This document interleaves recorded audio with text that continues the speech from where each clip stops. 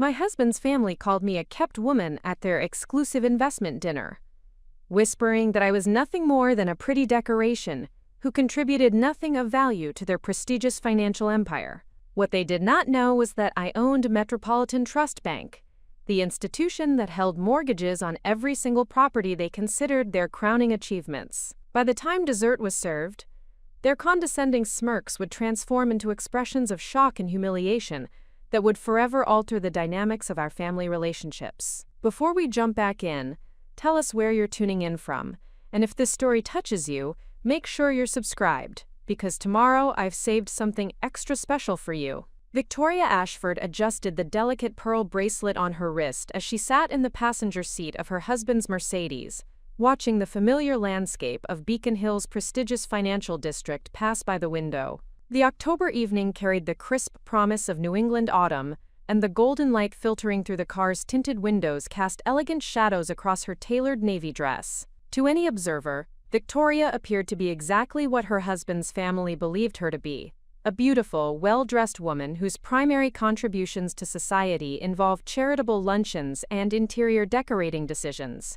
The reality was considerably more complex. Victoria Elena Ashford, née Castellanos, held degrees in economics from Harvard Business School and quantitative finance from the London School of Economics. She spoke 6 languages fluently, had completed advanced coursework in international banking regulations, and possessed an intuitive understanding of global financial markets that had been cultivated through 15 years of professional experience before her marriage. Yet for the past 8 years, she had maintained the carefully constructed facade of being nothing more than the devoted wife of Jonathan Ashford, heir to one of Boston's most established investment banking dynasties.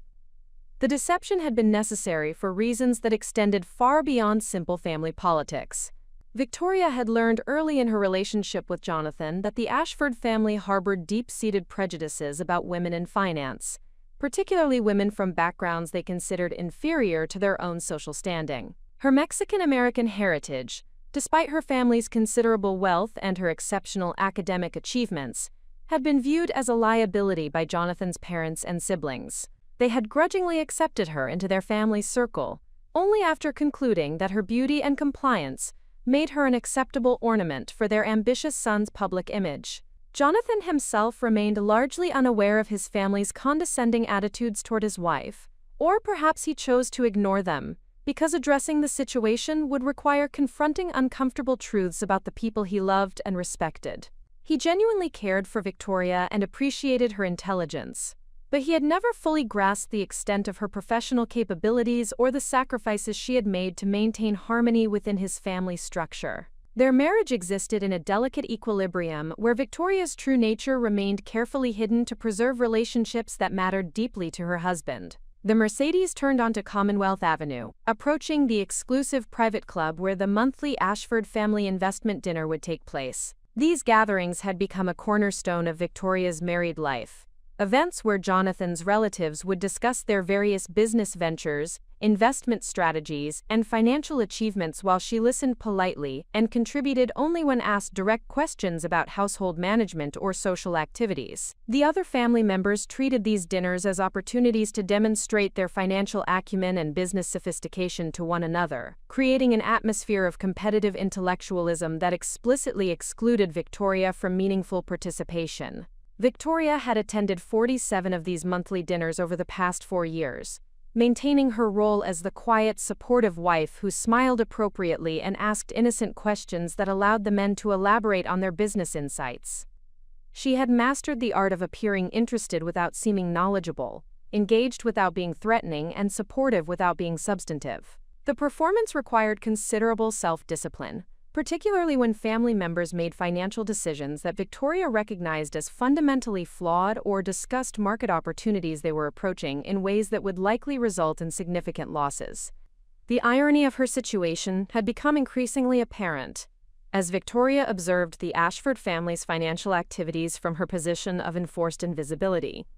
Jonathan's father, Richard Ashford, had built the family's reputation on conservative investment strategies that had worked well during previous decades, but were becoming increasingly inadequate for navigating contemporary market conditions.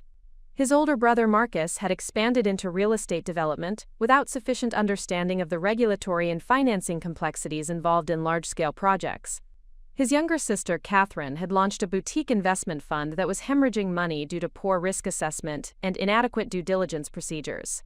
Victoria watched these developments with the trained eye of someone who had spent years analyzing similar situations for institutional clients.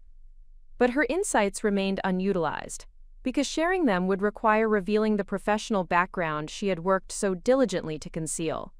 The family's financial challenges were becoming more serious with each passing month, yet they continued to make decisions based on outdated assumptions and incomplete information, while dismissing the one person among them who possessed the expertise necessary to help them navigate their difficulties successfully. The most frustrating aspect of Victoria's circumstances was her growing awareness that the Ashford family's condescending treatment of her was preventing them from accessing resources that could have transformed their financial situation. Victoria had not simply abandoned her career when she married Jonathan. She had redirected her professional activities into investments and business ventures that operated under carefully constructed corporate structures designed to maintain her anonymity. Over the past 8 years, she had built a diversified portfolio of holdings that generated substantial returns while remaining completely invisible to her husband's family. Victoria's most significant achievement during her years of supposed domestic inactivity had been the strategic acquisition of Metropolitan Trust Bank, a mid-sized regional institution that had been struggling with management transitions and regulatory challenges. Victoria had identified the bank as an undervalued asset with tremendous potential for growth under competent leadership. Through a series of carefully orchestrated transactions involving multiple corporate entities and international investment vehicles, she had gradually acquired controlling interest in the institution while remaining completely anonymous to both the bank's management and the broader financial community. The acquisition had required 3 years of patient maneuvering and substantial capital investment, but the results had exceeded Victoria's most optimistic projections. Under new management that Victoria had personally selected and coached, Metropolitan Trust Bank had become one of the most profitable and well-regarded financial institutions in the New England region. The bank's mortgage division, in particular, had experienced dramatic growth by offering competitive rates and innovative lending products that appealed to affluent professionals and business owners throughout the Boston metropolitan area. What made Victoria's ownership of Metropolitan Trust Bank particularly significant was the fact that the institution held mortgages on virtually every property owned by members of the Ashford family. Richard Ashford's primary residence, his vacation home in the Hamptons, and his commercial real estate investments were all financed through Metropolitan Trust Bank. Marcus Ashford's development projects relied heavily on construction loans and permanent financing provided by the institution. Catherine Ashford had refinanced her personal residence through the bank to access capital for her struggling investment fund. Even Jonathan had obtained the mortgage for their Beacon Hill townhouse through Metropolitan Trust Bank, though he remained unaware of his wife's connection to the institution. The irony of the situation was not lost on Victoria, as she prepared for another evening of being treated as an ornamental addition to the family's financial discussions. The people who dismissed her as a kept woman were, in fact, financially dependent upon institutions she controlled. Their mortgages, construction loans, and lines of credit were subject to terms and conditions that Victoria ultimately determined through her influence over the bank's lending policies. She held the power to significantly impact their financial security. Yet they treated her as if she possessed no understanding of business or finance whatsoever.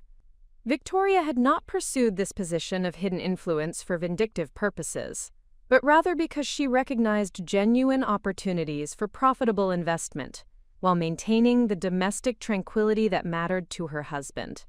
She loved Jonathan deeply and respected his commitment to his family, even when that family treated her with subtle condescension and dismissal.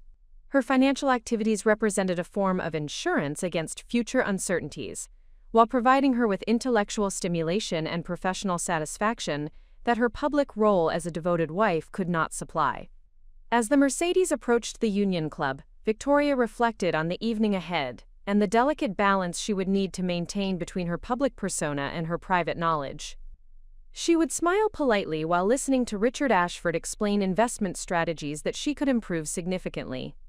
She would nod approvingly while Marcus Ashford discussed development projects that she was actually financing through her bank. She would ask innocent questions while Catherine Ashford described financial challenges that Victoria could resolve with a single phone call. The performance would require all of Victoria's considerable diplomatic skills, but she had perfected the art of appearing less knowledgeable than she actually was. Tonight, like every other family dinner, she would allow the Ashford family to maintain their illusions about her capabilities and contributions, while privately observing their financial decisions with the trained analytical perspective of someone who controlled far more resources than any of them realized. Victoria understood that this carefully maintained deception could not continue indefinitely. The Ashford family's financial situation was becoming increasingly precarious, and their dismissive treatment of her was preventing them from accessing the assistance they desperately needed. Eventually, circumstances would force her to choose between maintaining her comfortable anonymity and revealing the truth about her professional capabilities and business holdings. When that moment arrived, Victoria was confident that the family's perception of her would undergo a transformation that would permanently alter their relationships and force them to confront the reality of their assumptions and prejudices. The evening ahead would prove to be more significant than Victoria anticipated, though she could not yet foresee the specific events that would finally compel her to abandon her carefully constructed facade and demonstrate the true extent of her influence over their financial destinies. The Union Club's mahogany-paneled dining room had witnessed decades of significant financial discussions among Boston's most influential families, and tonight's gathering would follow the established traditions that had governed such meetings for generations. Crystal chandeliers cast warm light over tables set with fine china and sterling silver, creating an atmosphere of refined elegance that reflected the social status and financial achievements of the club's membership. Victoria had grown accustomed to these surroundings during her years of marriage to Jonathan, but she never forgot that her acceptance in these circles remained contingent upon maintaining the carefully constructed image of appropriate feminine compliance. Jonathan helped Victoria from her coat as they entered the private dining room where the extended Ashford family had gathered for their monthly investment review. The scene was achingly familiar, Richard Ashford holding court at the head of the table while discussing market conditions with the authority of someone whose opinions had been respected for decades, Marcus Ashford reviewing architectural drawings for his latest development project, and Catherine Ashford typing notes into her tablet while preparing to present her fund's quarterly performance report. The wives and girlfriends of the various family members occupied their customary positions as attentive listeners, whose primary responsibility involved asking questions that would allow the men to elaborate on their business insights. Victoria took her designated seat beside Jonathan and surveyed the faces of people who had come to represent a significant portion of her social world over the past 8 years. These were intelligent, accomplished individuals who had achieved genuine success in their respective fields. Yet their treatment of her revealed blindness to capabilities that existed outside their preconceived notions of appropriate gender roles and social hierarchies. Their dismissiveness was not born of malicious intent, but rather from cultural assumptions that had been reinforced throughout their lives by social structures that rewarded conformity to established patterns of behavior and relationship dynamics. Preparing and narrating this story took us a lot of time, so if you are enjoying it, subscribe to our channel, it means a lot to us. Now back to the story. The evening's conversation began with Richard Ashford's customary market analysis, delivered with the confident authority of someone whose investment advice had generated substantial returns for family members and close friends over many years. Victoria listened attentively while privately evaluating his insights through the analytical framework she had developed during her professional career, and refined through her subsequent business activities. Richard's analysis was competent, but incomplete, missing several key factors that would significantly impact the investment opportunities he was recommending to the family. Victoria possessed information that could have enhanced Richard's investment strategy considerably, including insights derived from her bank's lending activities, her analysis of emerging market trends, and her understanding of regulatory changes that would affect various industry sectors. Yet sharing this knowledge would require explaining how she had acquired such detailed understanding of complex financial matters, which would inevitably lead to questions about her background and current activities that she was not prepared to answer publicly. Marcus Ashford's presentation of his latest development project provided another example of the family's financial vulnerability that Victoria observed with growing concern. The project involved constructing luxury condominiums in a rapidly gentrifying neighborhood, where property values were rising quickly, but where zoning regulations and infrastructure limitations created significant risks for large-scale development. Marcus had secured preliminary financing for the project, but his financial projections appeared overly optimistic and failed to account for several cost factors that could transform a profitable venture into a substantial loss. Victoria knew the specific details of Marcus's financing arrangements because Metropolitan Trust Bank was providing a significant portion of the construction funding for his project. She had reviewed the loan applications personally and had insisted on conservative lending terms that would protect the bank's interests, even if the development encountered the problems she anticipated. Marcus remained unaware that his sister-in-law controlled the institution providing his financing, but Victoria's involvement gave her unique insights into both the project's potential and its vulnerabilities.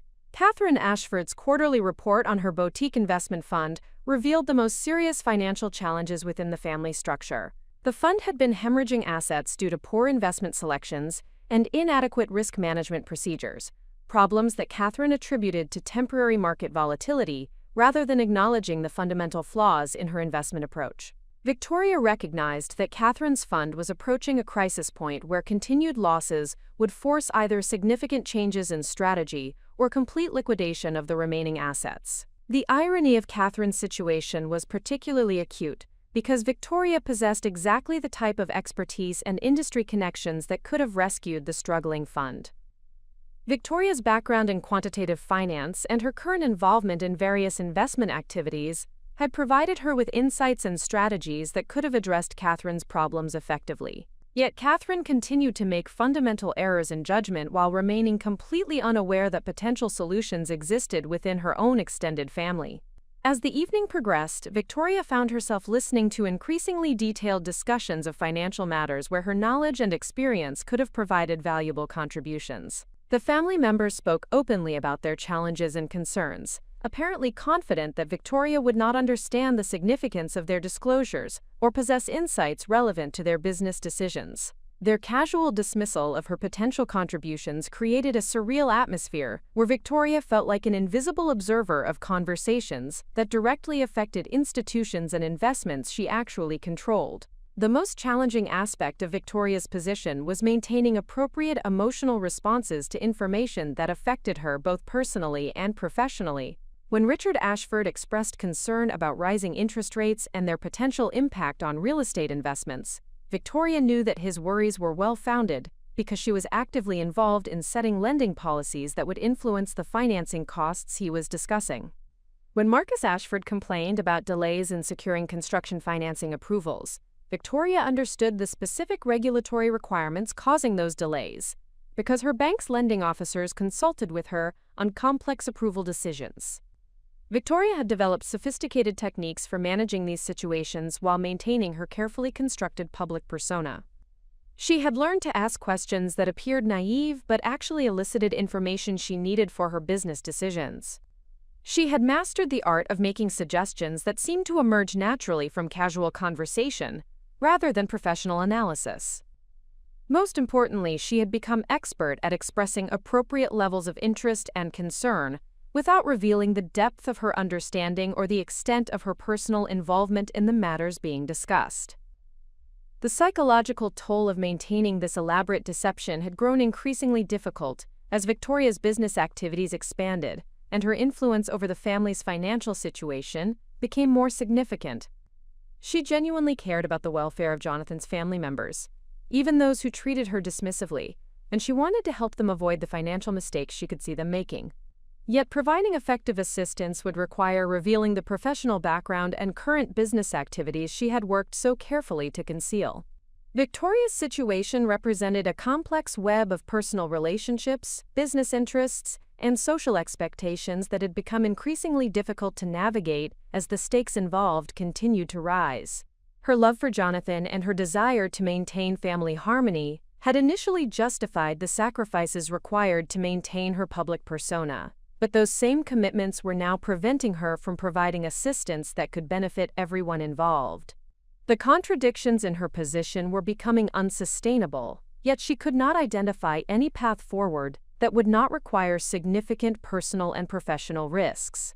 As the dinner conversation continued around topics where Victoria possessed extensive expertise but was expected to remain silent, she found herself contemplating the possibility that circumstances might eventually force her to choose between maintaining her comfortable anonymity and protecting the financial interests of people she had come to care about despite their condescending treatment. The evening was progressing in ways that would soon test the sustainability of the elaborate facade she had maintained for so many years.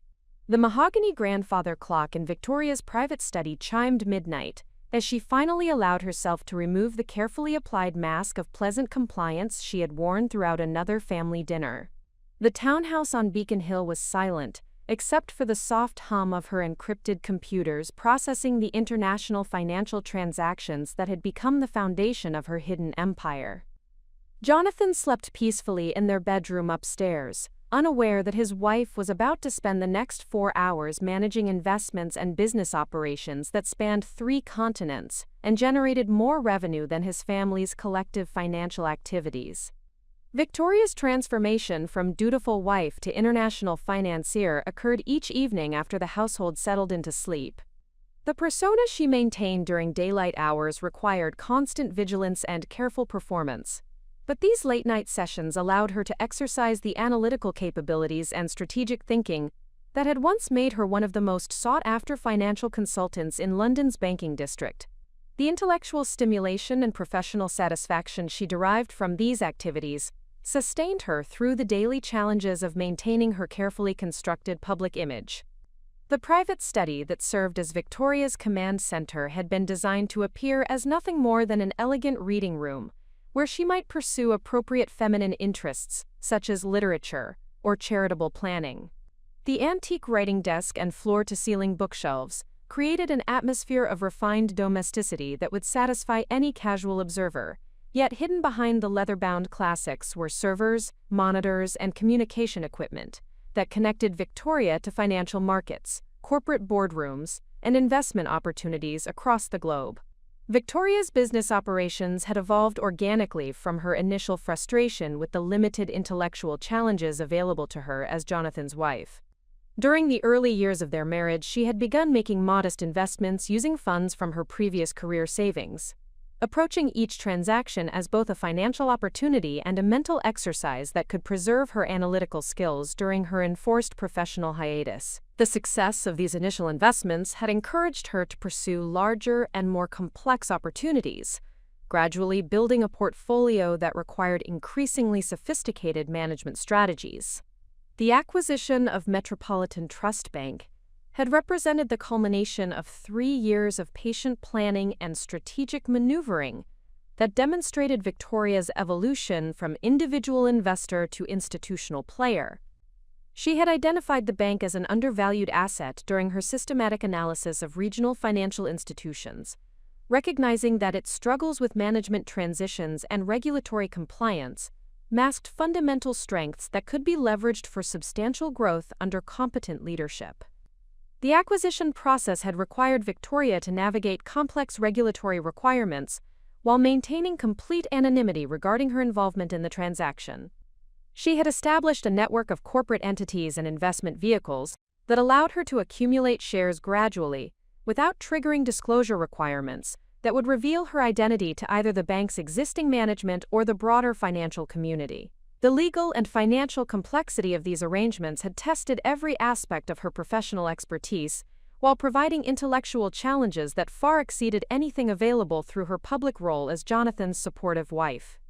Victoria's management of Metropolitan Trust Bank illustrated the depth of her strategic thinking and operational capabilities.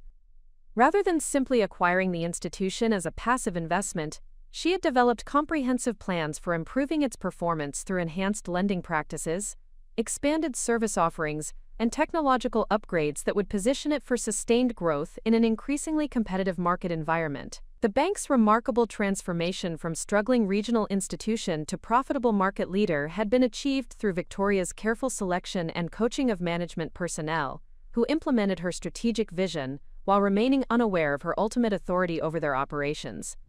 The mortgage portfolio that had become central to Victoria's influence over the Ashford family represented only a small portion of Metropolitan Trust Bank's total assets. Yet it provided her with detailed insights into their financial circumstances and decision-making processes. Victoria had not actively pursued loans from Jonathan's family members, but their choice to refinance existing mortgages and secure new financing through her institution had created opportunities for her to monitor their financial health and assess the sustainability of their various business ventures.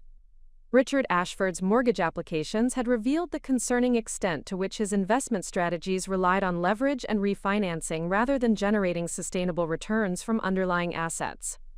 His primary residence, vacation properties, and commercial investments were all encumbered with debt levels that left little margin for error if market conditions became unfavorable or if his income streams experienced disruption. Victoria's analysis of his financial statements suggested that his reputation for conservative investment management was based more on past performance than current practices. Marcus Ashford's construction loans provided Victoria with unprecedented access to the details of his development projects, including cost projections, timeline estimates, and market analysis that revealed significant gaps in his planning and risk assessment procedures. The luxury condominium project that had been the focus of discussion at the evening's family dinner was particularly problematic, with financing requirements that exceeded realistic revenue projections and development timelines that failed to account for regulatory approval processes and construction challenges that Victoria recognized from her analysis of similar projects. Catherine Ashford's financial situation was perhaps the most precarious within the family structure. Her mortgage refinancing had been necessitated by the need to inject capital into her struggling investment fund, creating a dangerous situation where her personal residence was being used as collateral to support business activities that were generating consistent losses rather than sustainable returns. Victoria's review of Catherine's investment strategies had identified fundamental flaws in her risk management and asset selection processes that would likely result in continued losses unless significant changes were implemented immediately. The irony of Victoria's position as silent observer of the Ashford family's financial challenges was compounded by her growing recognition that she possessed both the expertise and resources necessary to address their problems effectively. Her background in quantitative finance and risk management provided her with analytical tools that could identify profitable investment opportunities and develop strategies for avoiding the pitfalls that were threatening the family's financial security. Her control of Metropolitan Trust Bank gave her direct influence over their financing costs and access to capital. Her international investment network could provide access to opportunities and partnerships that were not available through their current business relationships. Yet Victoria's ability to provide assistance remained constrained by the elaborate deception she had constructed to maintain domestic harmony and social acceptance within Jonathan's family circle. Any attempt to offer meaningful financial advice or business insights would inevitably raise questions about how she had acquired such detailed knowledge of complex investment matters. The expertise she displayed would need to be explained in ways that were consistent with her public persona as someone whose primary interests involved household management and social activities rather than international finance and corporate strategy.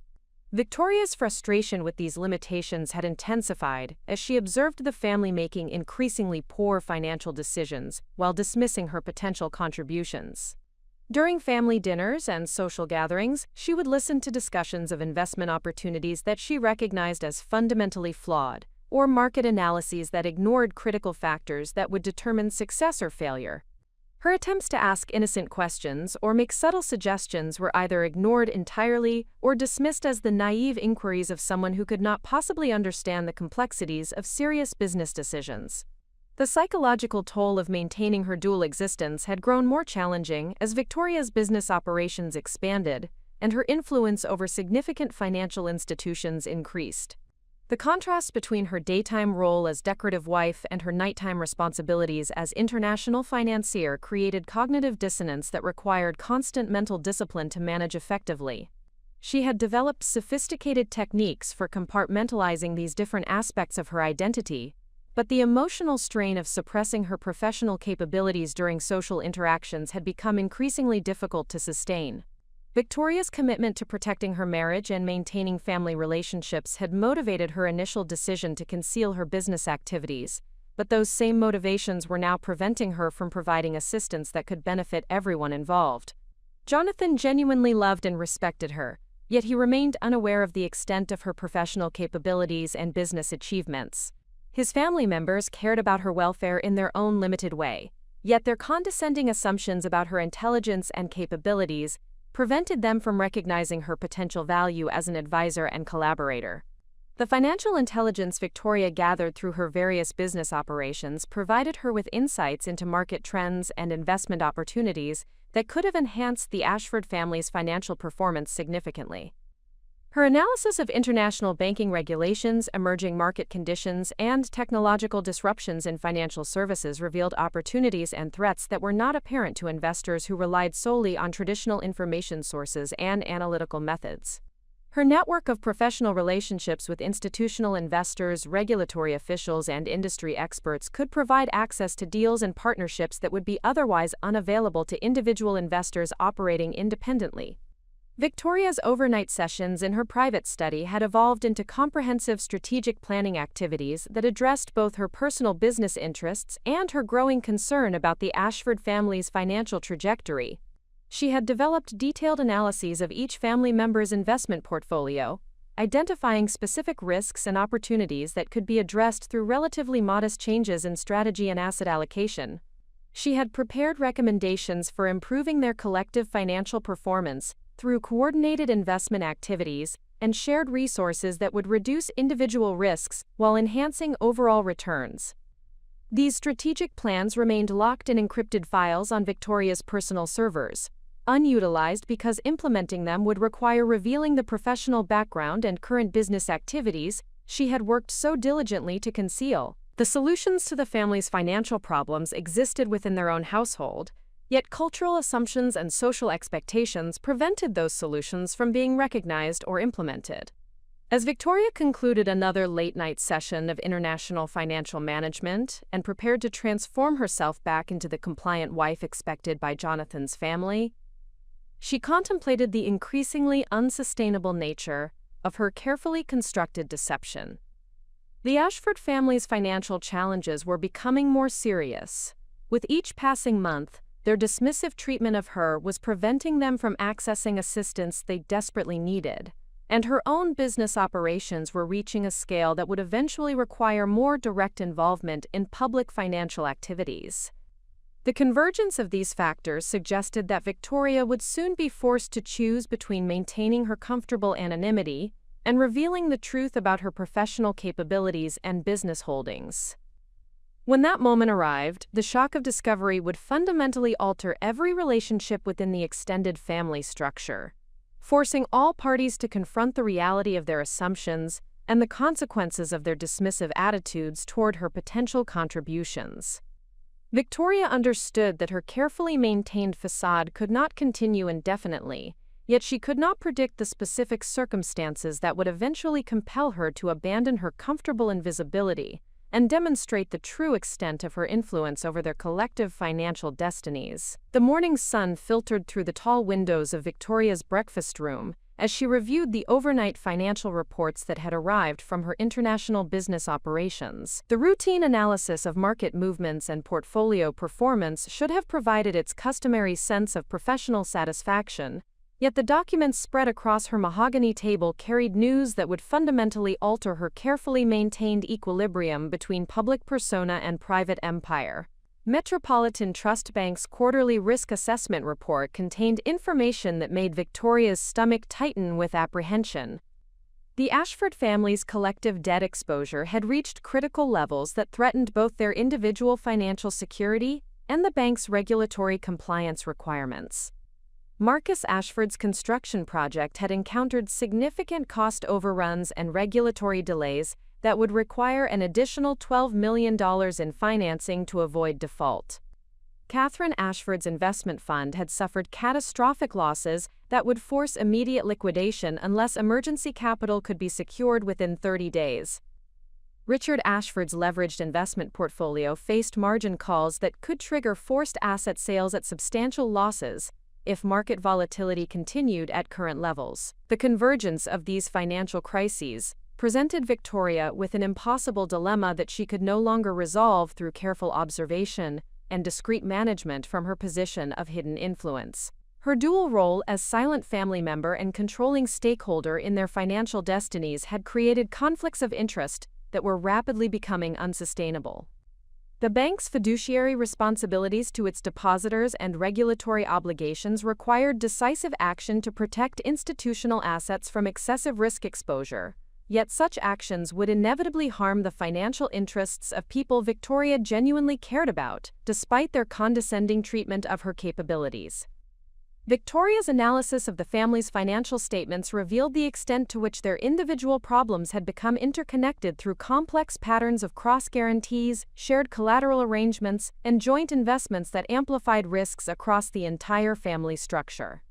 Richard Ashford had guaranteed portions of Marcus's construction loans, using his own real estate holdings as collateral. Catherine Ashford had pledged her personal residence to secure additional investment capital for her failing fund. Jonathan had co-signed certain obligations to help his sister during previous financial difficulties, creating potential liability for debts he might not even realize he had assumed.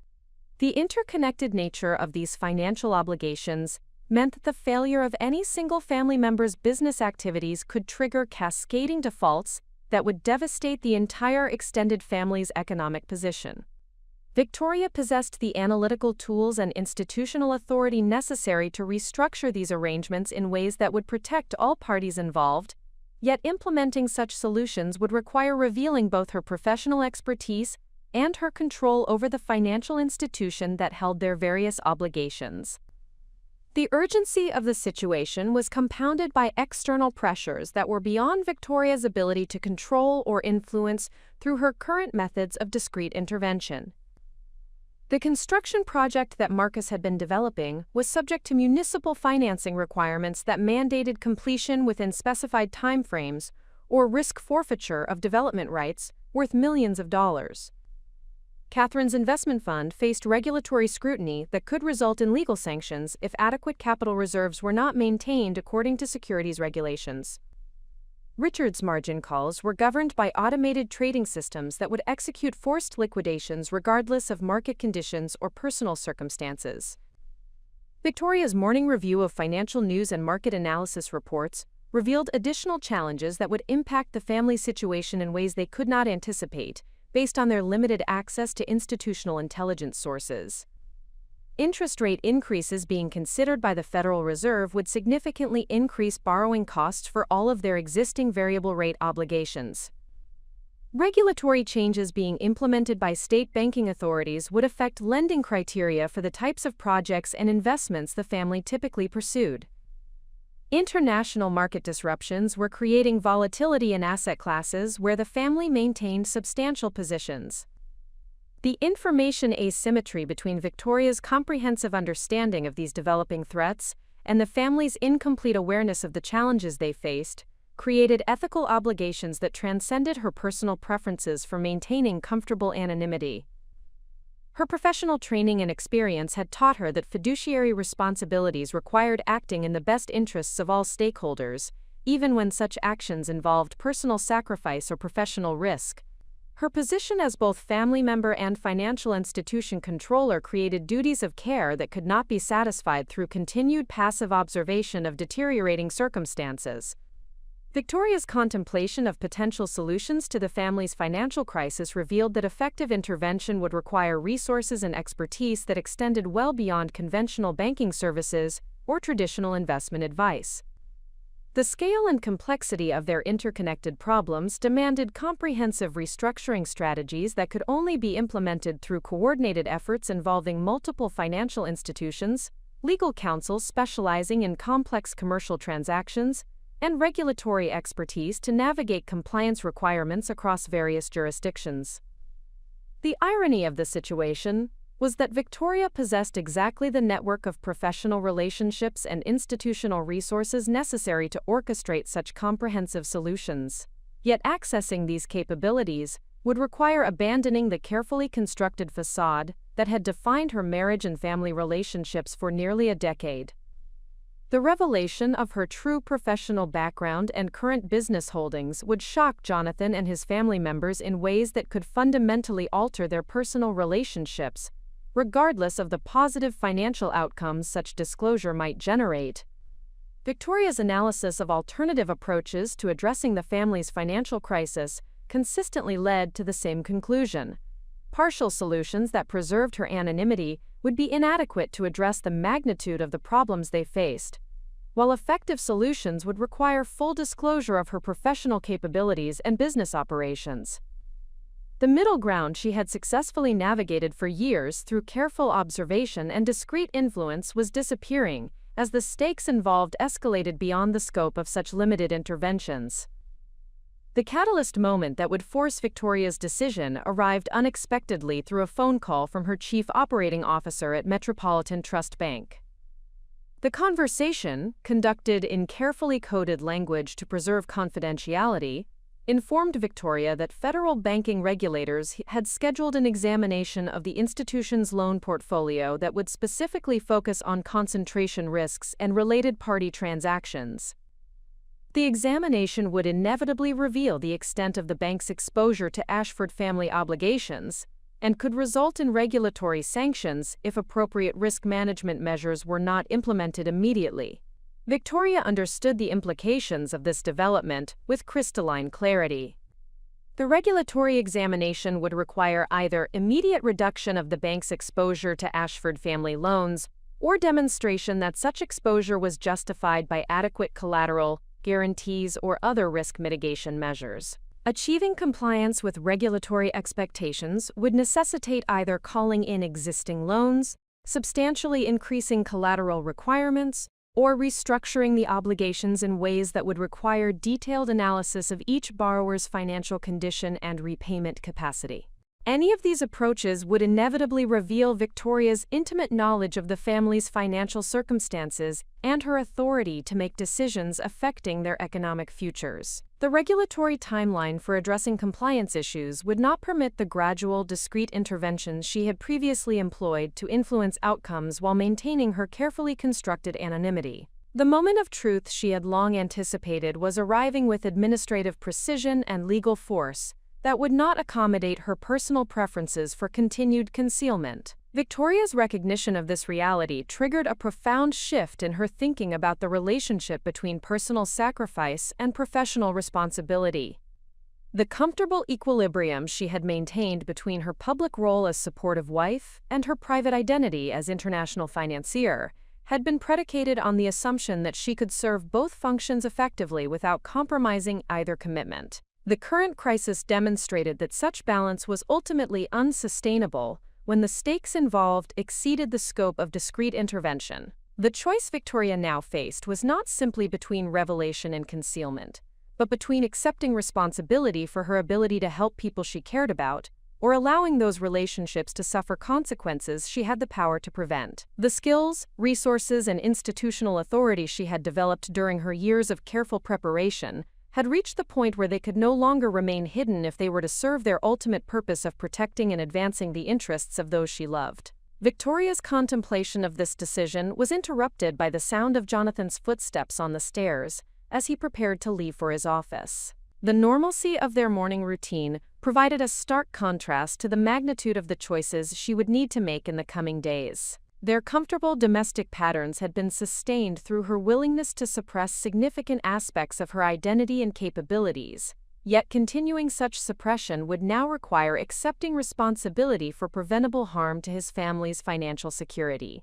The documents spread across Victoria's breakfast table represented more than quarterly financial reports and regulatory requirements. They constituted evidence of her readiness to assume full responsibility for protecting the people who had dismissed her capabilities while remaining unaware of their dependence upon her judgment and resources. The catalyst moment she had unconsciously prepared for throughout her years of careful observation and discreet empire building had finally arrived, demanding that she choose between comfortable invisibility and the full exercise of her professional capabilities in service of those she loved. The transformation from hidden observer to active protector would require Victoria to demonstrate courage that extended far beyond financial risk management or business strategy development.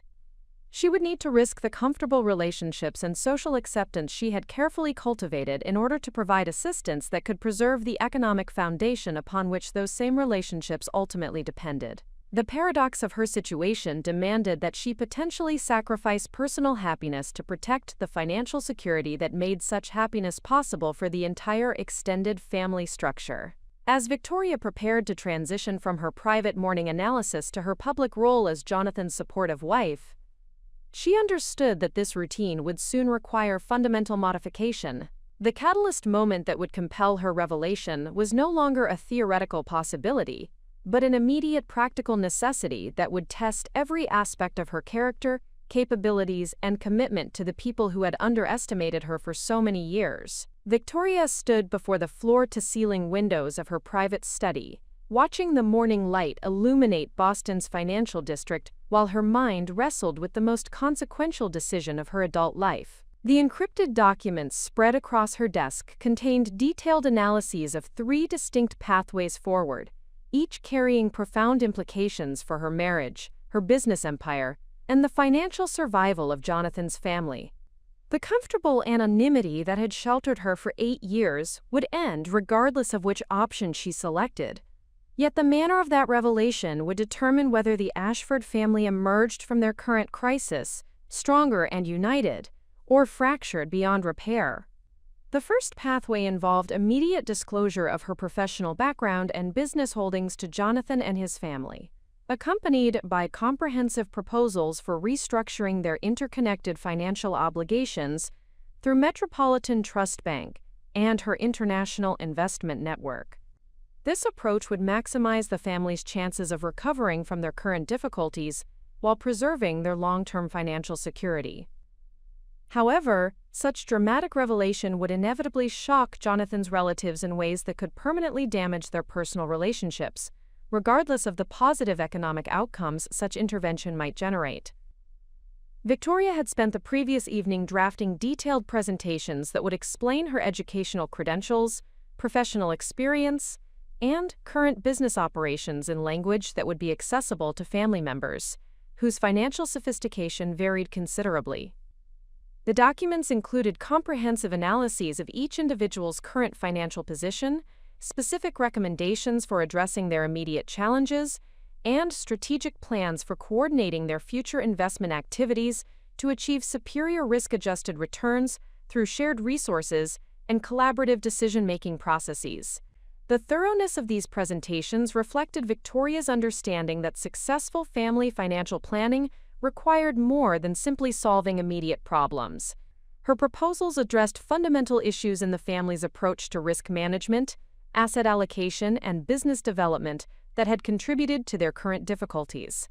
The strategic framework she had developed could transform their individual struggles into collective strength, yet implementing such comprehensive changes would require trust and collaboration that might not survive the shock of discovering her deception about her professional capabilities. The second pathway involved selective disclosure of her financial expertise, while maintaining partial concealment of the full extent of her business holdings and institutional control. This approach would allow Victoria to provide advisory services and limited financial assistance to family members without revealing her ownership of Metropolitan Trust Bank or the scale of her international investment operations. Such graduated revelation might preserve family relationships while addressing their most urgent financial needs, though it would necessarily limit the scope of assistance she could provide. Victoria recognized that partial disclosure carried significant risks of its own. Family members who discovered that she possessed extensive financial knowledge might reasonably question why she had concealed such capabilities for years, potentially leading to deeper inquiries that would eventually reveal the full extent of her business activities. Additionally, providing effective solutions to their complex financial problems would likely require resources and institutional access that could not be explained through consulting relationships or personal investment expertise alone. The third pathway involved maintaining her current anonymity while orchestrating solutions through seemingly independent third parties and institutional intermediaries. Victoria could potentially address the family's financial crisis through coordinated actions by Metropolitan Trust Bank, her investment funds, and her network of professional relationships without directly revealing her control over these resources. Such an approach would preserve her comfortable domestic arrangements, while ensuring that Jonathan's family received the assistance they needed to recover from their current difficulties. However, Victoria's analysis of this option revealed fundamental ethical and practical problems that made it unsuitable for addressing the current crisis. The scale and urgency of the family's financial problems required coordinated responses that could not be effectively implemented through indirect influence and discreet interventions. Moreover, her fiduciary responsibilities as a financial institution controller required transparency in related party transactions that would eventually expose her involvement regardless of her initial attempts at concealment. Victoria's contemplation of these alternatives was complicated by her deep understanding of the psychological and social factors that would influence family members' reactions to any revelation of her true circumstances. Jonathan's parents had invested decades in maintaining their position within Boston's financial establishment, where social status depended heavily on perceived expertise and professional accomplishment. Discovering that their son's wife possessed superior financial knowledge and controlled institutions that influenced their economic security would challenge fundamental assumptions about competence, authority, and family hierarchy that had governed their relationships for generations. Marcus Ashford's reaction would likely be particularly complex, given his role as the family's real estate development expert and his current dependence on construction financing from Victoria's bank. Learning that his sister-in-law had been evaluating his project proposals and monitoring his financial performance while maintaining a facade of domestic ignorance would almost certainly generate feelings of humiliation and betrayal that could permanently damage their personal relationship, even if her intervention ultimately saved his business ventures from failure. Catherine Ashford presented perhaps the greatest challenge in terms of managing family dynamics following any disclosure of Victoria's professional background. Catherine had built her identity around being the family's investment specialist and had consistently dismissed Victoria's potential contributions to financial discussions. Discovering that Victoria possessed superior credentials and experience in exactly the areas where Catherine claimed expertise would likely trigger defensive reactions that could escalate into lasting resentment and family conflict. Victoria's analysis of Jonathan's probable response to learning about her concealed professional activities revealed the most personally significant risks associated with full disclosure. Jonathan had married her believing that she was primarily interested in domestic pursuits and social activities, rather than challenging professional endeavors. While he respected her intelligence and appreciated her insights on various topics, he had never been required to adjust his self-concept to accommodate a spouse whose professional achievements exceeded his own, or whose business operations generated greater financial returns than his established career in corporate law. The potential impact on their marriage extended beyond simple issues of damaged trust or wounded pride. Jonathan's entire family structure and social identity had been built around assumptions about appropriate gender roles and relationship dynamics that Victoria's revelation would fundamentally challenge. His comfortable position as primary breadwinner and financial decision-maker within their household would require complete revision if he acknowledged the reality of his wife's business empire and institutional authority.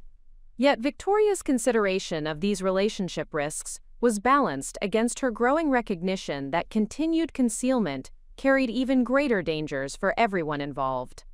The Ashford family's financial crisis was rapidly approaching a point where traditional solutions would be inadequate to prevent significant losses of wealth, property, and business assets that had been accumulated over generations.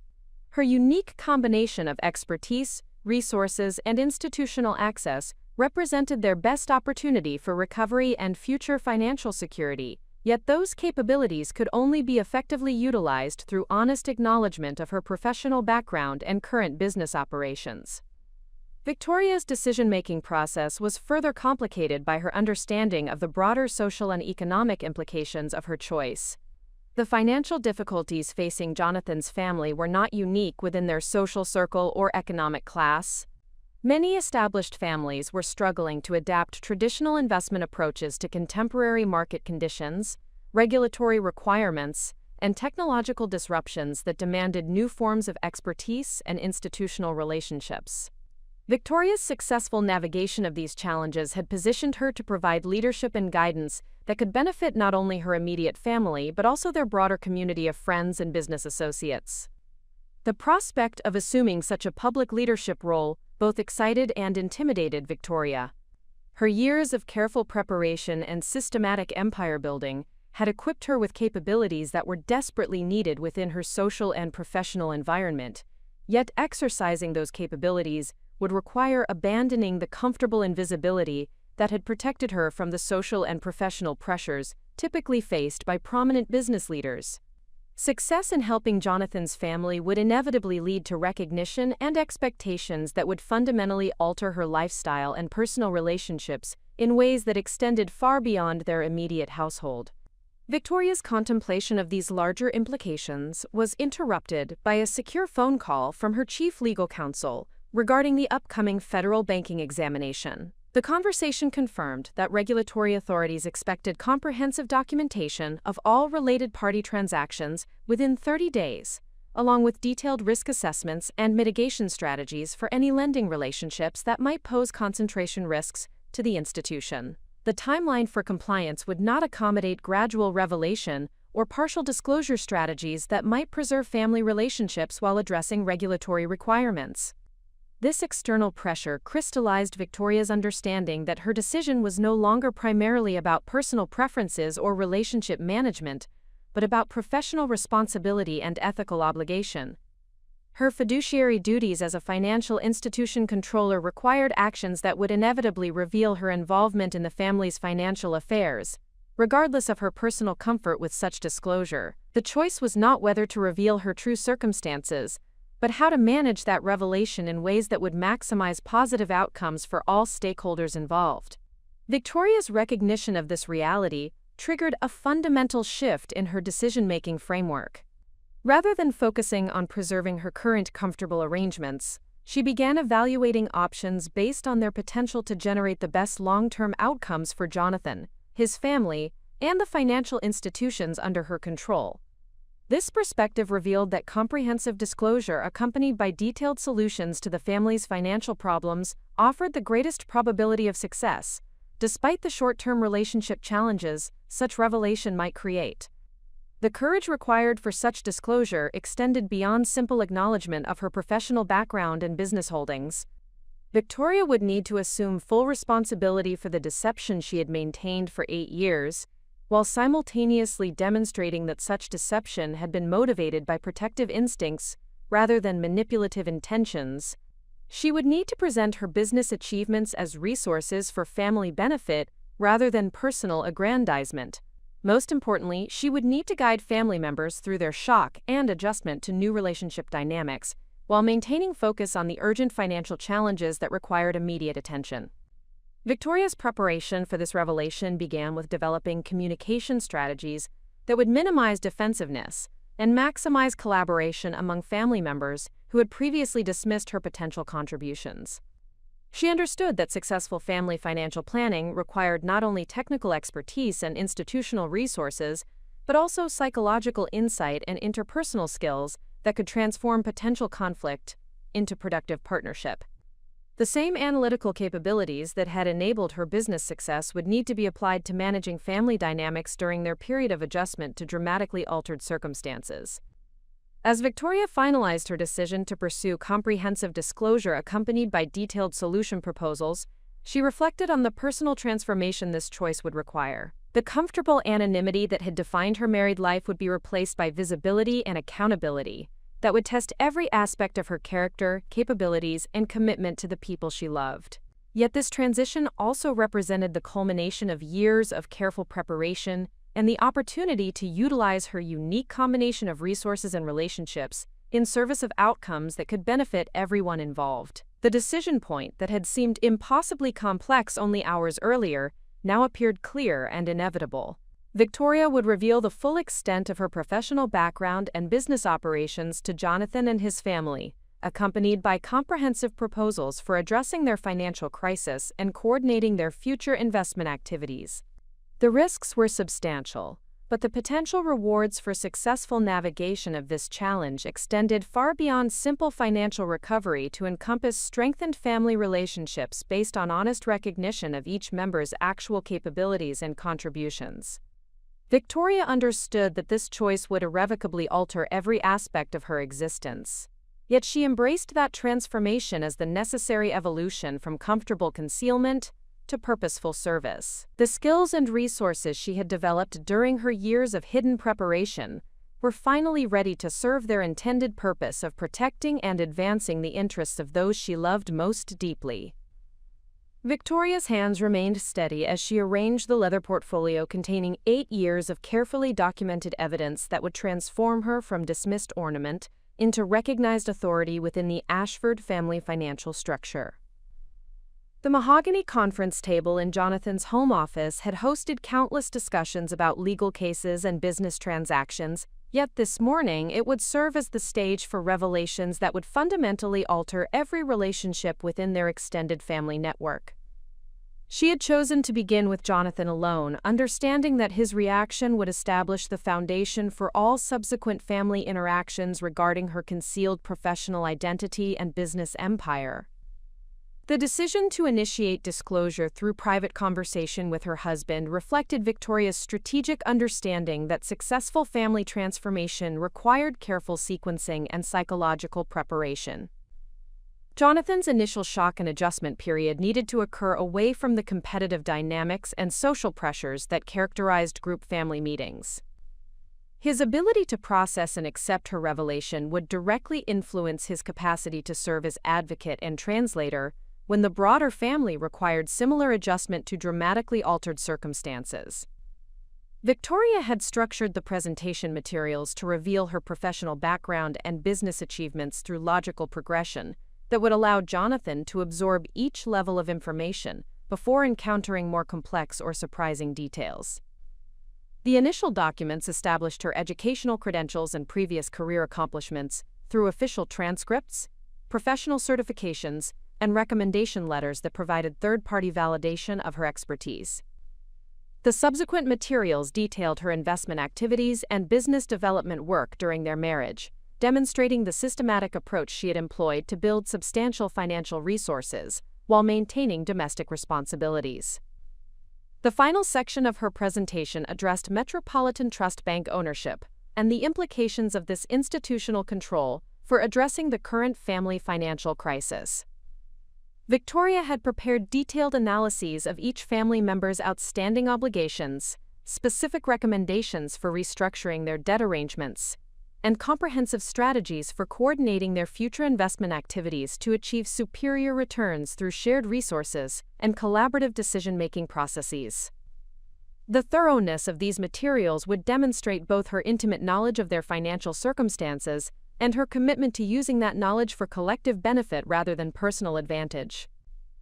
Jonathan's arrival at his home office occurred precisely at the appointed time, reflecting the punctuality and professional discipline that had characterized his successful legal career. Victoria observed his expression as he noticed the unusual formality of her presentation setup, recognizing the subtle shift from casual domestic interaction to serious business discussion that her preparations had created. His willingness to engage with whatever proposal she intended to present would determine whether their marriage could successfully incorporate the professional partnership that her revelation would make possible. Victoria began her disclosure with carefully chosen words that acknowledged the unprecedented nature of their conversation while establishing her commitment to complete honesty regarding circumstances she had previously concealed.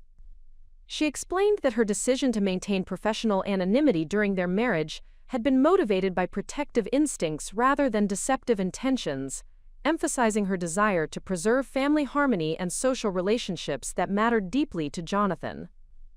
Her acknowledgement of the deception itself preceded any discussion of her actual credentials or business activities, establishing accountability and responsibility as the foundation for all subsequent revelations. Jonathan's initial reaction combined surprise, confusion, and hurt in proportions that Victoria had anticipated, based on her understanding of his personality and their relationship dynamics. His primary concern focused on the implications of her concealment for their marital trust, rather than the practical significance of her professional capabilities. Victoria allowed him to express these feelings completely before proceeding with documentation that would establish the breadth and depth of her business achievements. She understood that emotional processing needed to occur alongside factual revelation if their relationship was to successfully navigate this fundamental transformation. The presentation of Victoria's educational credentials generated Jonathan's first positive response to her disclosure, as he recognized the prestigious institutions and advanced programs that had shaped her professional development. His legal background provided him with frameworks for evaluating academic achievements and professional qualifications that made this aspect of her revelation more accessible than the business operations that would follow. Victoria observed his growing recognition that her intellectual capabilities had been significantly underestimated by his family members, including himself. Victoria's explanation of her previous career in international finance required more detailed discussion to help Jonathan understand the scope and significance of her professional experience. She provided context about the competitive nature of London's financial markets and the exceptional performance required to achieve senior positions within major institutional environments. The recommendation letters from former colleagues and supervisors offered external validation of her expertise that helped Jonathan comprehend why she had found the domestic limitations of their social circle intellectually frustrating. The revelation of Victoria's investment activities during their marriage initially generated defensive reactions from Jonathan, who struggled to understand why she had not shared these pursuits with him or sought his input regarding significant financial decisions. Victoria explained that her investment work had begun as intellectual exercise designed to maintain her analytical skills while fulfilling domestic expectations, but had evolved into substantial business operations as her success attracted larger opportunities and greater responsibilities. She emphasized that her decision to maintain independence in these activities reflected her understanding of family expectations rather than lack of trust in his judgment or partnership. Jonathan's reaction to learning about Metropolitan Trust Bank ownership represented the most emotionally complex portion of Victoria's disclosure process. The revelation that his wife controlled the financial institution that held mortgages on family properties initially generated feelings of manipulation and betrayal that required extensive discussion to resolve. Victoria presented detailed documentation of the acquisition process, emphasizing that her involvement in family financing had been coincidental, rather than deliberately orchestrated to create leverage or control over their personal relationships. The ethical implications of Victoria's position as both family member and institutional controller required careful exploration to establish appropriate boundaries and transparency for future interactions. Jonathan's legal training helped him understand the fiduciary responsibilities and regulatory requirements that governed her decision-making authority, yet the personal dimensions of these institutional relationships remained emotionally challenging for him to accept.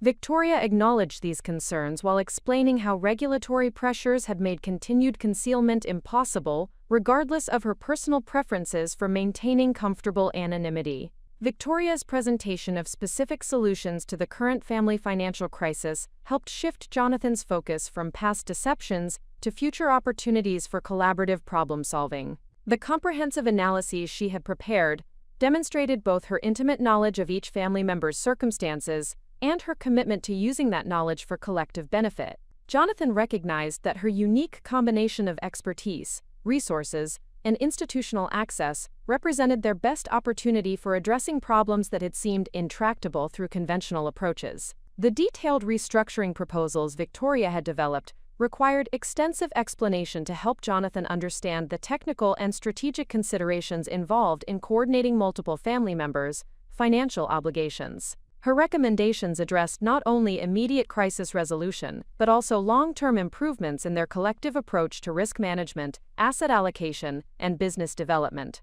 Jonathan's growing appreciation for the sophistication of her strategic thinking helped him begin to envision how their marriage could incorporate professional partnership alongside personal relationship.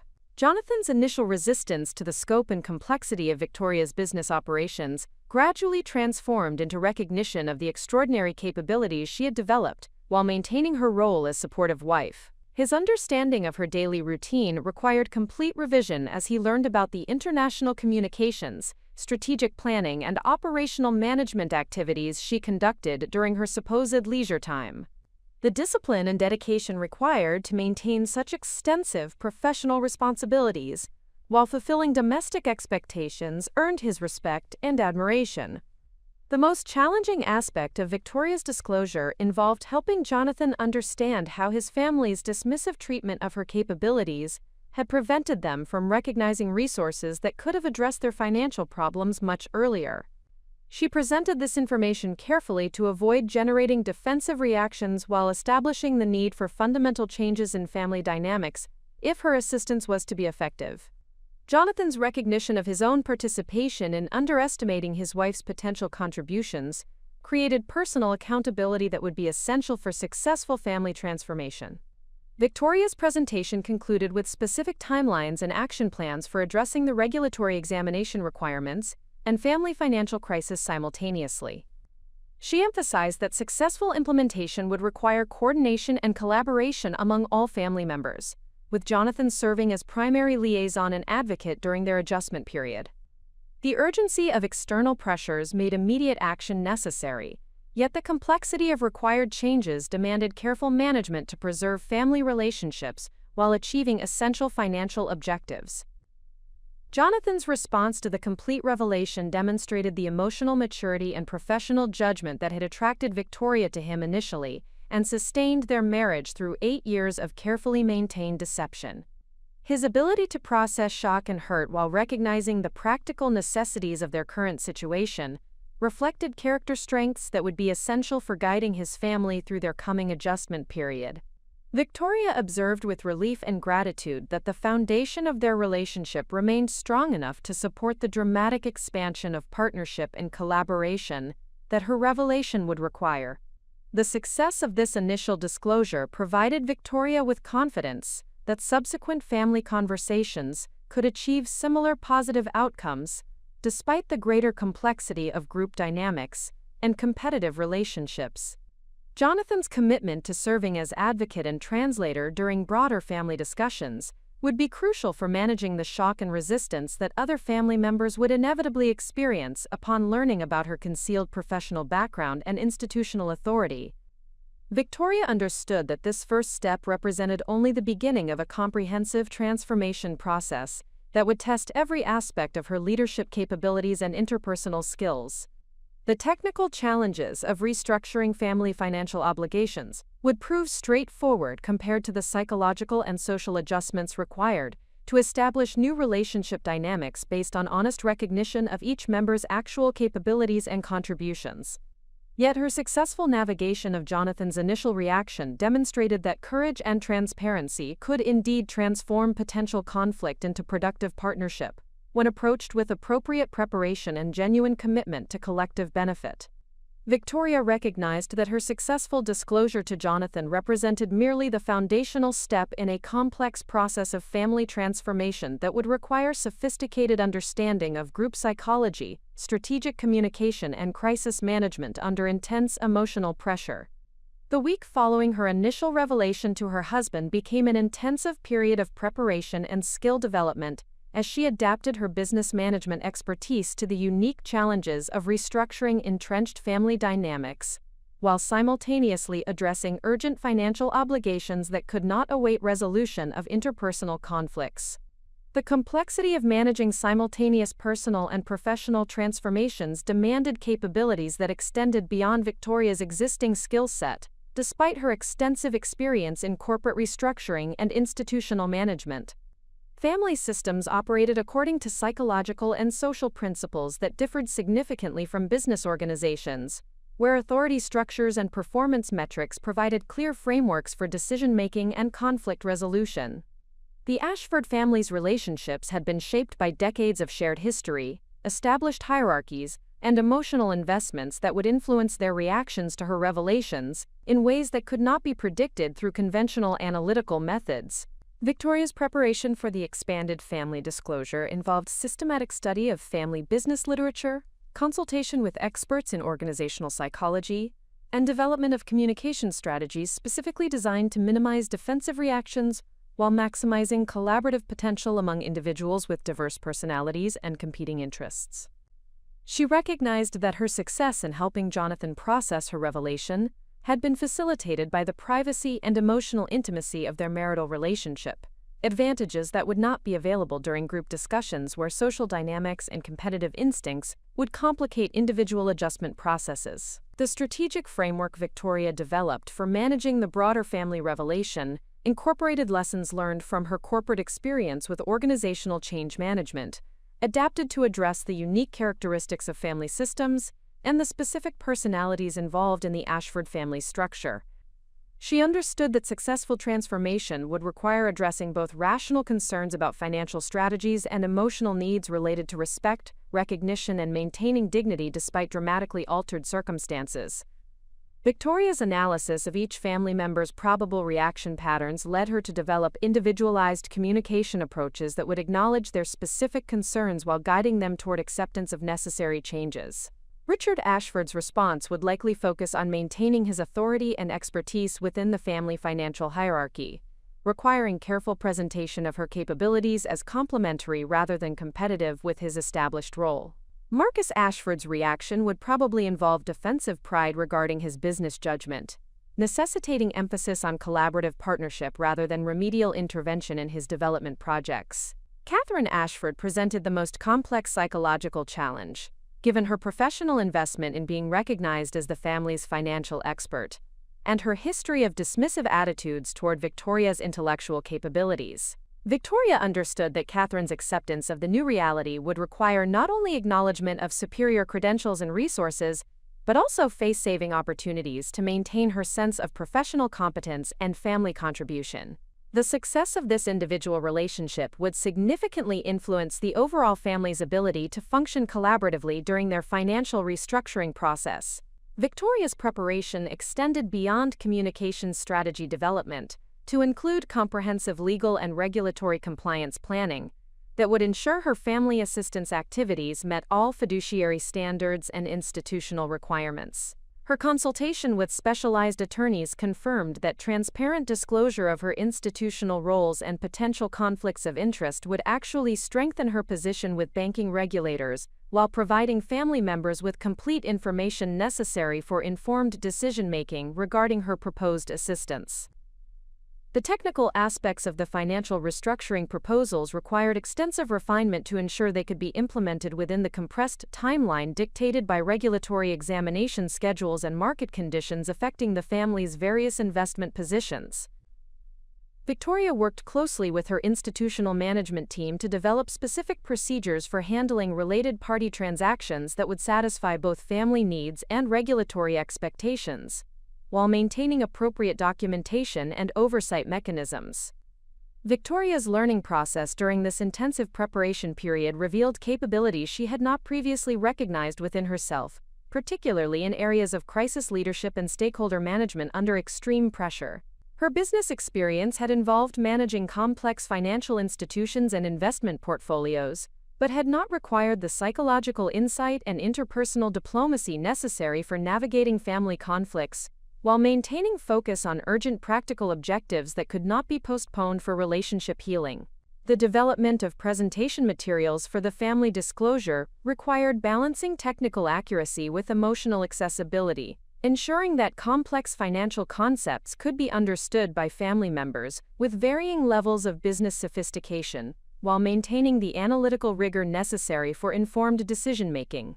Victoria created multiple versions of each analysis, ranging from high-level summaries suitable for initial discussion to detailed technical documentation that could support implementation planning for family members who required comprehensive understanding of proposed strategies. Victoria's consultation with family business specialists provided valuable insights into the psychological dynamics that typically accompany revelations of hidden wealth or capabilities within established family systems. She learned that successful integration of previously unknown resources often required structured processes for acknowledging past misunderstandings, establishing new communication patterns, and developing collaborative decision-making procedures that honored existing relationships while incorporating expanded capabilities and responsibilities. The timeline pressures created by external regulatory and market forces required Victoria to accelerate her learning curve regarding family intervention strategies while simultaneously managing her existing business operations and maintaining the public appearances necessary to preserve family relationships during the transition period. Her ability to compartmentalize different aspects of her professional responsibilities while developing new competencies under pressure demonstrated executive capabilities that had been refined through years of managing complex high-stakes situations. Victoria's growing confidence in her ability to guide the family through their necessary transformation was supported by positive feedback from the professional advisors she had engaged to assist with various aspects of the disclosure and restructuring process. Legal counsel confirmed that her approach to regulatory compliance would satisfy institutional requirements while maximizing family flexibility. Financial consultants validated her restructuring proposals as both technically sound and strategically advantageous for all parties involved.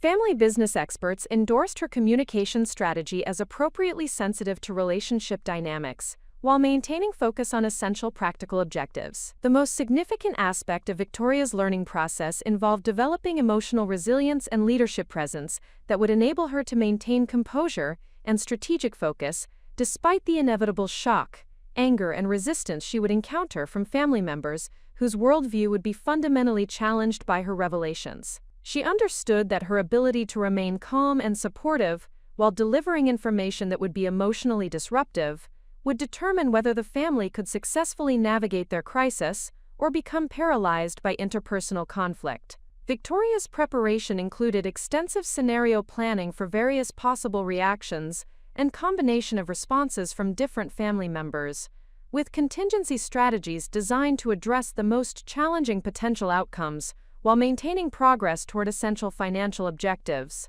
She developed specific responses to likely accusations of manipulation, deception, and betrayal that would acknowledge legitimate concerns while redirecting focus toward collaborative problem-solving and future relationship building.